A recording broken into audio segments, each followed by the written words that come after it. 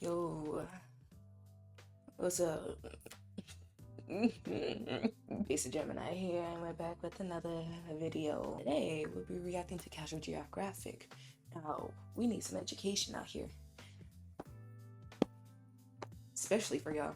I'm just kidding, But today, we'll be reacting to the terrifying truth behind the aliens in the ocean. So, in October, I went on a cruise, right?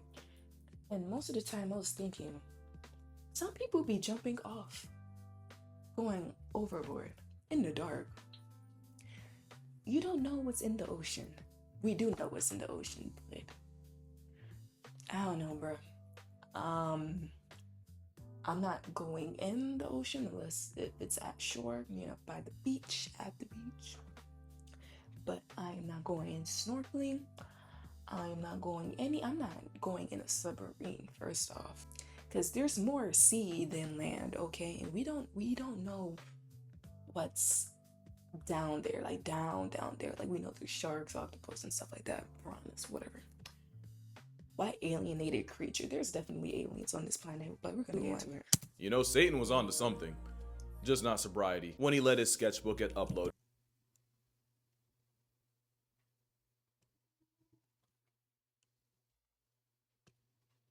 into the ocean. From a breaststroking body snatcher to a semi-sentient sarlacc pit, the greatest trick the government ever pulled was stacking. Now, what y'all doing?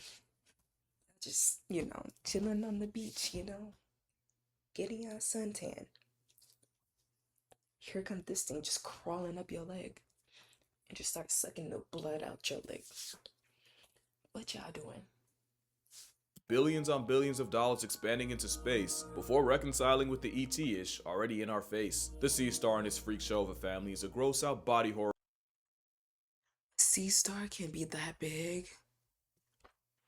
film unfolding at the expense of all who perceive it. The starfish family of echinoderm has 5 classes with about 7,600 There's star, sea urchin, of course, sea cucumber, brittle star. species across those classes, each as viscerally disturbing and beautifully unnerving as the next. But starfish are so freaked out for Earth, their scientific name is Astroidia, and if a report comes out that aliens have been stowed away in the seas this entire time, the #1 suspect would be Lucifer's loofah. The first red flag is starfish ignored the concept of blood. Instead, they got an open seawater circulation system that actually makes a lot of sense when you realize how they move. It starts with the madreporite, a plate that's like the front door of its system that's almost intentionally off-center to remind you that symmetry is an earthly concept. Water moves in through the madreporite through canals until they eventually reach the tube feet, which is how this Lovecraftian fidget spinner goes mobile. Cause when the valve closes and the eye drop coated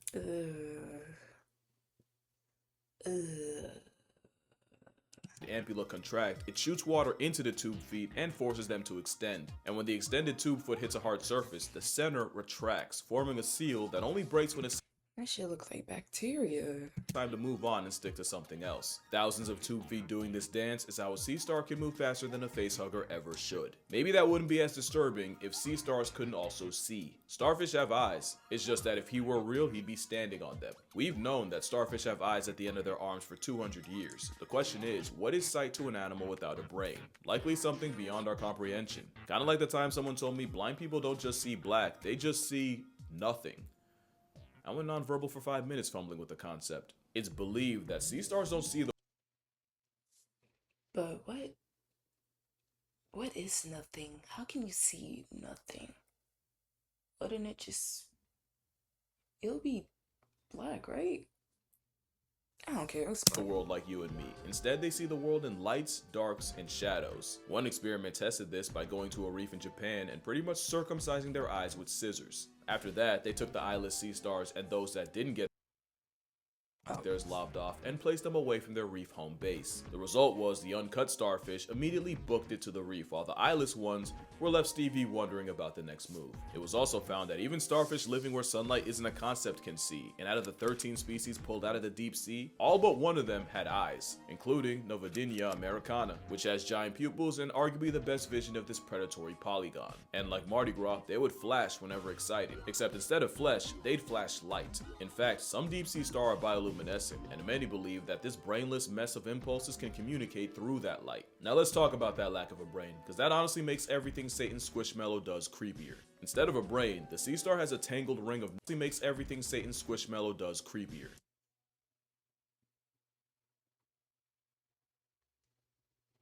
Instead of a brain, the sea star has a tangled ring of neurons that link signals coming from the arms. But the thing with starfish being brainless is, there is no grand central station for signals. Everything's localized, and signals can start from anywhere. Once one arm decides to move, in that moment it becomes the dominant arm, with all the other ones following its lead. Speaking of arms, they don't always stop at 5. The Antarctic sunfish can have up to 50. It's a democratic hive mind that transcends past. Then it's not a starfish. That's, at that point, that's not an octopus, because they definitely got more than 8.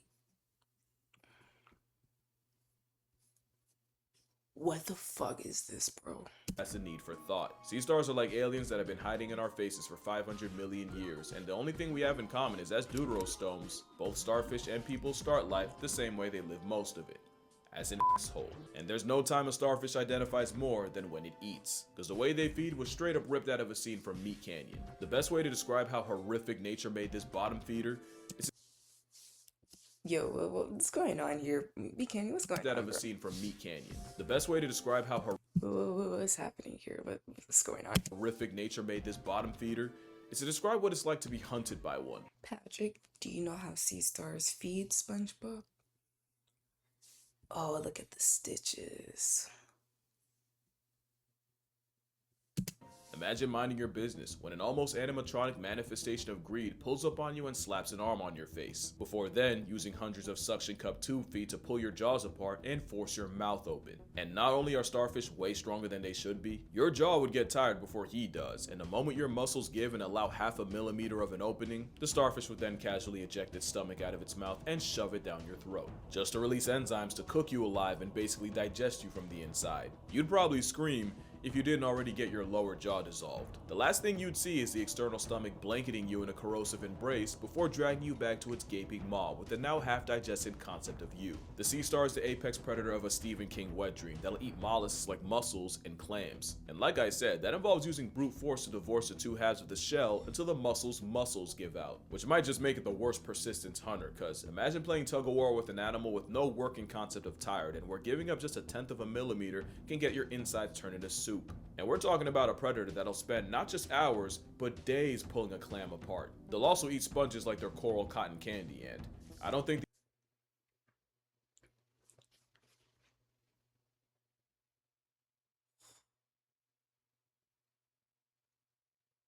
I'm just thinking about SpongeBob and Patrick, of course. the implication even needs to be explained. In fact, Patrick would have murked SpongeBob, his family, the kid they raised. I don't know if Buddy got a name, but he would have got packed up too. Their only chance would be Gary using family ties to try and put a hit on him, with the giant Pacific Triton being one of the few animals able to prey on the crown of thorns starfish. But starfish will prey on anything that ain't nailed down, and as part-time scavengers, they'll also remove the dead like a garbage disposing Jabba the Hutt. A mother octopus's prize for loving her kids almost to death is a starfish dragging her off to a certain one. Starfish are also common predators to other starfish, as this one is now finding out at the arms of a sun star. They're different species, so technically not cannibalism. Some owls eat other owls, and some cats cook other cats. So a sea star dissolving another star isn't cannibalism, unless they're the same species.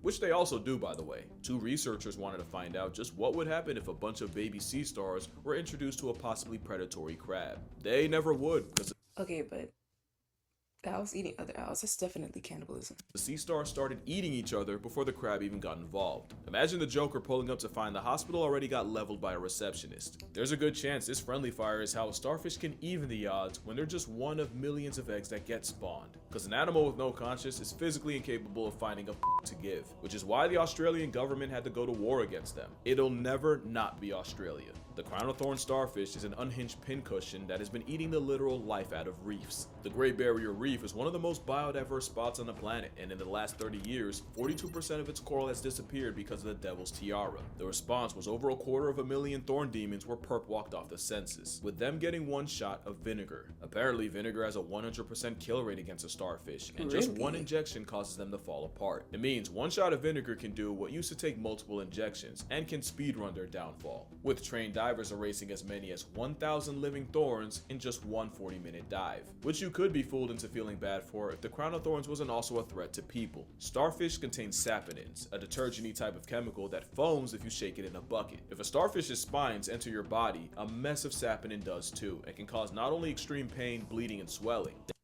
Well, first off, why are you diving without a suit? They can destroy blood cells and cause crippling liver damage. The chances you get subtracted by a sea star are low, but mama would have raised a liar if I said 0. In 2014, a woman was struck by a crown of thorns and died 13 hours later of anaphylactic shock. A death where her throat closed in and suffocated her, her liver looked like 6 rounds of alcoholism, and a hemorrhage led to blood leaking into her lung air sacs. So yeah, the crown of thorns is like an ocean lanternfly. Their potential is worthy of the same treatment. Well, maybe not, because we've microdosed the world without starfish. It's not good. One of the all-time creepiest diseases has been massacring the starfish population, so bad that even other animals are catching strays. Sea star wasting disease starts with a starfish seemingly starving itself and managing to seem even more lethargic than usual. That's when the white lesions start forming all over the starfish, followed by the tissues melting around the lesion. At this point, the star's water vascular system fails as the victim deflates. The starfish becomes immobilized as its vessel deteriorates and arms fall off, except this time, there is no growing back. The end game is a starfish now reduced to a pile of white mushy goo. Wasting disease affects over 20 species of sea star, with a body count in the billions. Yeah, long story short, don't go in the ocean. I didn't think sea stars would be this devious, I'm not gonna lie. Yeah, I would just think a sea star is just Patrick. I mean, they don't have a brain, so Patrick, you know. But apparently they got the strength. I'm ready to eat breakfast. So if y'all like the video, thumbs up, subscribe, and share, and yeah.